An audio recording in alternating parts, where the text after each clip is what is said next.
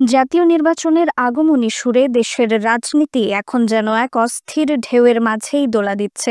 এমন এক সময়ে বিএনপির দিক থেকে প্রকাশিত হয়েছে এমন এক খবর যা রাজনীতির মাঠে নতুন ধোঁয়াশা তৈরি করেছে।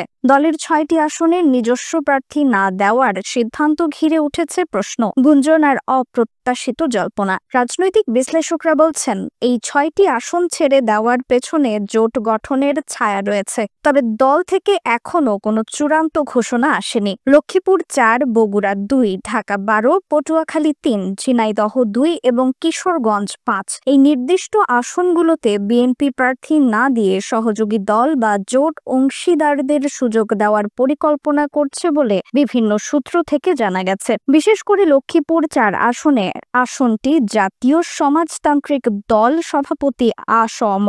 আব্দুর রবের জন্য সংরক্ষিত রাখার সিদ্ধান্ত বিএনপির দীর্ঘদিনের সমর্থকদের মধ্যেও বিস্ময়ের সৃষ্টি করেছে। আ.স.ম. আব্দুর রব এই আসন থেকেই ৩ বার সংসদ সদস্য নির্বাচিত হয়েছেন এবং নানা গুরুত্বপূর্ণ মন্ত্রণালয়ের দায়িত্ব পালন করেছেন, যা এ সিদ্ধান্তের গুরুত্বকে আরও বাড়িয়ে দেয়। অন্যদিকে বগুড়া ২ আসনে নাগরিক ঐক্যের সভাপতি মাহমুদুর রহমান মান্নাকে সুযোগ দেয়া হবে বলে জানা গেছে। বগুড়ার রাজনৈতিক ইতিহাস অনেকেই জানেন। এখানে বিভিন্ন দলের প্রার্থীরা জয়লাভ করেছেন, তবে সাম্প্রতিক সময়ে জাতীয় পার্টি এই আসনে আধিপত্য বজায় রেখেছে। শফিকুল ইসলাম জিন্নাহর নেতৃত্বে এই আসন ৩ বার জয়লাভ করেছে।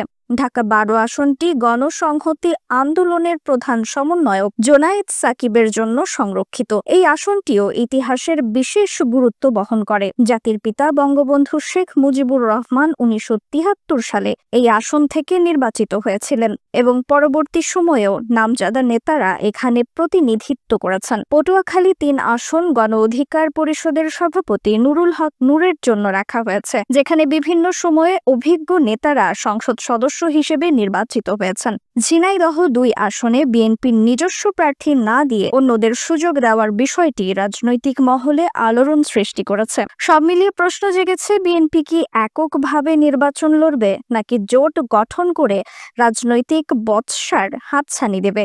যদি জোট গঠন হয় তাহলে কে বা কারা এই জোটের সদস্য হবে তা এখনো ধোঁয়াশায় ঢাকা।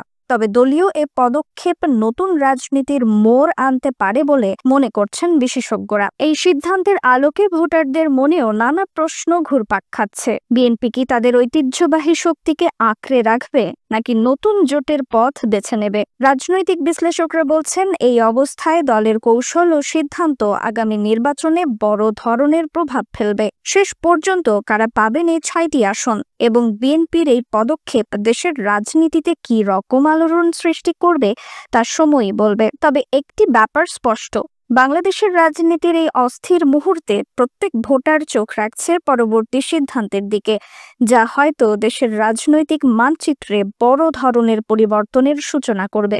রিফাত আর ইসলাম, দ্য পলিটিক্স টুডে।